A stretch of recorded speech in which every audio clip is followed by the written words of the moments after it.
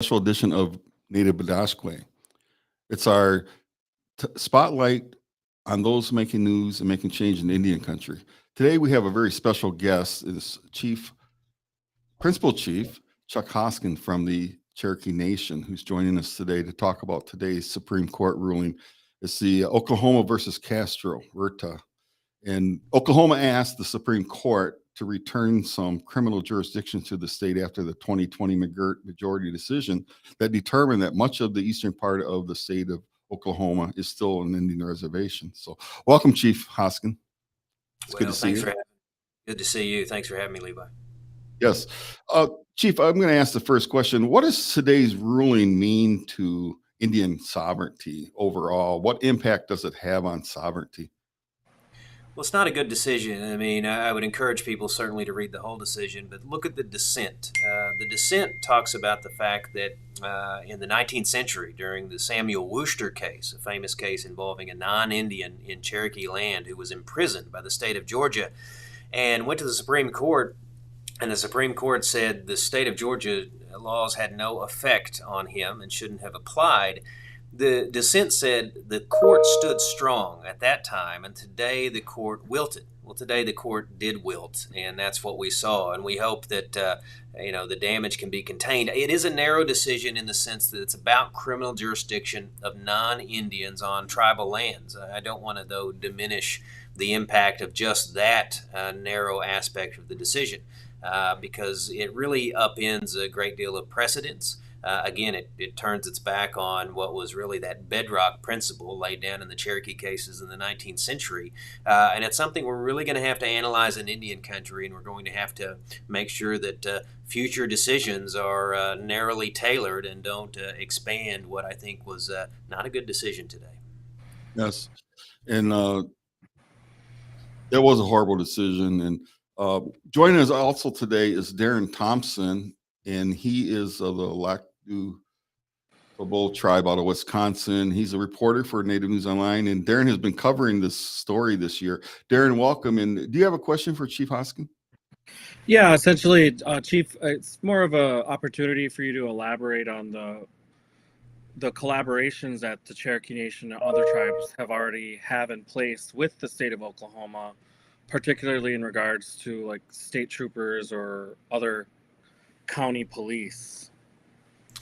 Well, I think that's a really important question because the thing that's unchanged it really are two things. One is that McGirt is still intact insofar as it said that the United States must keep a promise to Indian country when it's embedded in a treaty. Congress certainly can try to erode that promise, but if it doesn't fully revoke it, it's still in full force and effect. That is true of the reservations that are affected by McGirt, including Cherokee Nation. But the other thing is the difficult work of day-to-day governing, particularly when it comes to criminal justice, involves working together. And that is true. It was true yesterday, and it's true today. It'll be true tomorrow. What has the Cherokee Nation been doing? Well, we have over 100 agreements with local authorities. So even though we have a governor in the state of Oklahoma who's the most anti-Indian governor in the history of the state, I'm talking about Kevin Stitt, and an attorney general who just lost his election, by the way, John O'Connor, the most anti-Indian attorney general in the history of the state, even though they have been coming at us and coming at the country with a great deal of rhetoric suggesting that it's chaos in the reservation. It's just not true. And the reason it's not true is in large measure because of those agreements that we have. We have cross-deputization agreements with all of these jurisdictions, and we also have some agreements that deal with things that don't capture headlines but are important, like processing traffic tickets. What does that mean? It means that whoever you are within our reservation, if you are suspected of committing a crime, for example, you could be apprehended by any of those law enforcement officers. Then we work out jurisdiction on the back end. That means public safety is seamless on the front end, but on the back end, tribal sovereignty or the respect for the various systems that are at play, the state, the feds, or the tribes, that can be respected, and that the cases can go along the jurisdictional lines that they should go along. So that's very much working. Today's decision does change that in a fairly narrow but important respect, and it has to do with non-Indian defendants committing those crimes or allegedly committing those crimes. And where do they go for justice or to be held accountable? Well, it was exclusively in the hands of the feds, except for domestic violence cases. We can even get more complex if we want to in this discussion. Now the state has concurrent jurisdiction. So you have the state of Oklahoma reaching into tribal lands with its jurisdiction over non-Indian defendants. But none of that takes away from the question you ask in terms of its importance, which is what have we done in terms of agreements with local law enforcement? We've done a great deal. Those are so important because it makes the difference between operating justice systems that can sometimes be at odds or have some tension, or systems that work together. We very much need to work together.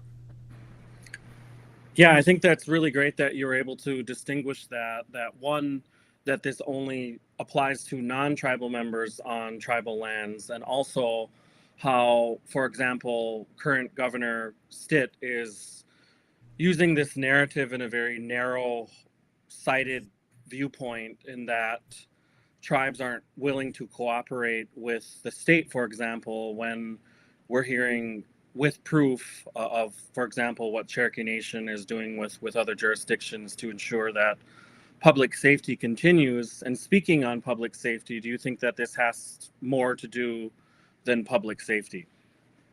Well, it absolutely does. I mean, if public safety was the issue, a real analysis of what's going on with public safety would show that there's not chaos, there's not these huge gaps, there's not people being let out of prison or people being not held accountable. It's just not happening. Now, the governor has tried to paint that picture. In fact, even in his statement today, in which he does a little bit of spiking the football, he says, look, today we're finally safe, or something to that effect. Not an exact quote, but that was the sentiment, suggesting that in the hands of the Indians, we can't be safe because we couldn't possibly be trusted with administering systems of justice. Look, the truth of the matter is the most effective governments in the state of Oklahoma, it's not the state of Oklahoma, it's a tribal government. So whether it's healthcare or criminal justice, we're the best. And I think people understand that. So what's going on here is you have a governor who can't imagine a world in which tribes coexist with the state, can't imagine a world in which tribal sovereignty really has any role in what Kevin Stitt thinks is modern America. But the truth is, he's not thinking in modern ways. He's really thinking in a 19th century non-Indian mindset that tribes are a problem and problems ought to be just wiped away with the might of the government. The truth is, we're sovereign. The promises made are promises kept. He's going to have to live with that, even if he doesn't like it, notwithstanding that he got a win today. But what really motivates him is not public safety, in my opinion. What motivates him is he wants to crush tribal sovereignty because he doesn't see a place for it in his world. But unfortunately, we're here and we're not going away. Well, I'm happy to hear that because For him. let me ask you a question as it relates to this. Is it really about money as well? I've been thinking about that today. Is it the state was losing too much money when they felt like they didn't have the proper jurisdiction, or what's it really about? Well, it's an interesting question. I mean, if you look at the way Governor Stitt came right out of the gate after he was elected, he immediately went after the gaming compact. He lost that fight in the courts, as he's lost every case until today. But he lost that fight, and that was, I think, about money. But it's about something that is, I think, more important in political discussions than that, and that's power. He perceives that any strengthening of tribal sovereignty automatically comes at the expense of state sovereignty.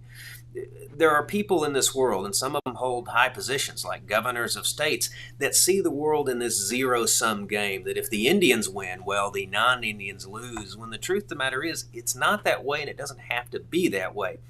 When tribes exercise their right to govern their own affairs, it turns out, particularly in the Cherokee experience, that everybody wins. I mean, we're a tribe that's invested in healthcare and housing and infrastructure.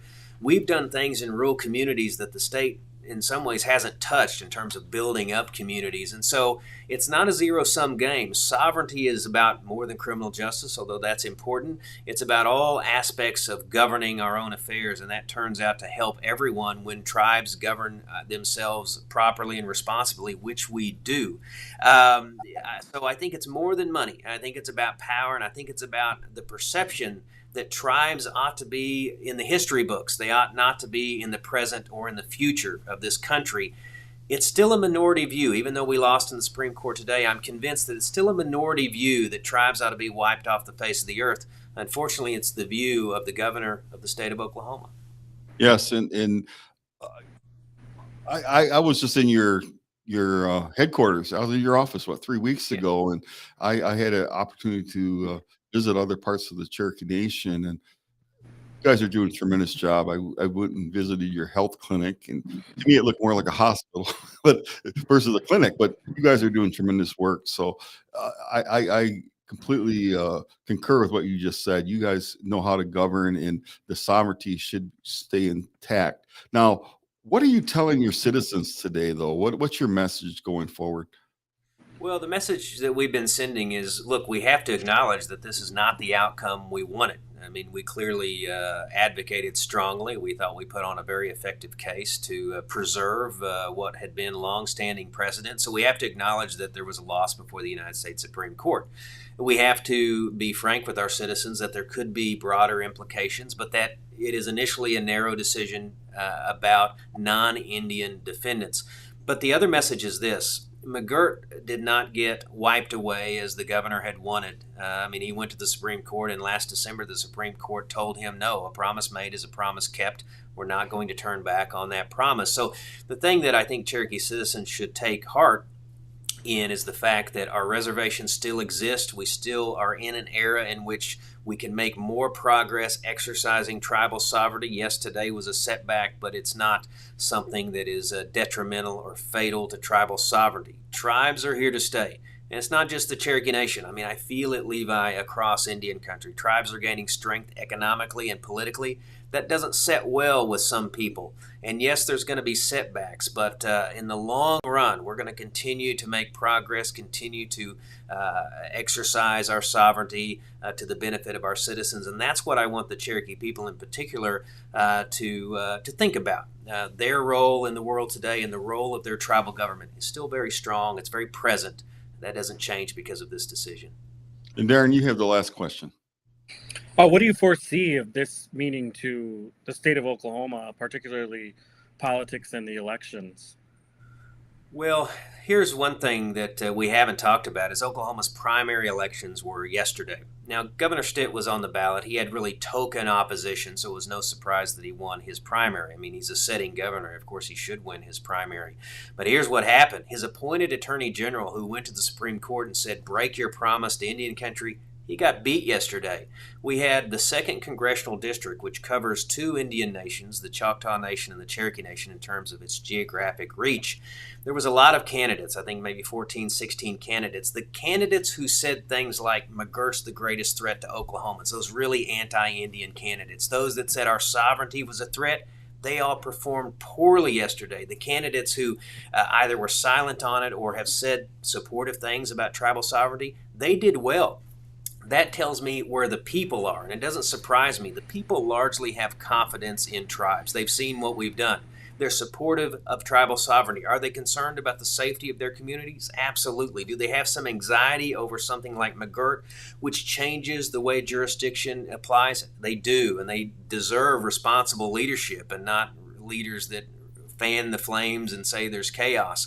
But I think yesterday's election results really validate the Cherokee Nation's position. I sure wish we would have won before the Supreme Court. I'm sure concerned about it, but I think the people of the state of Oklahoma are with us. I think Kevin Stitt and his ilk are on the wrong side of history, and I think we'll move forward in that respect.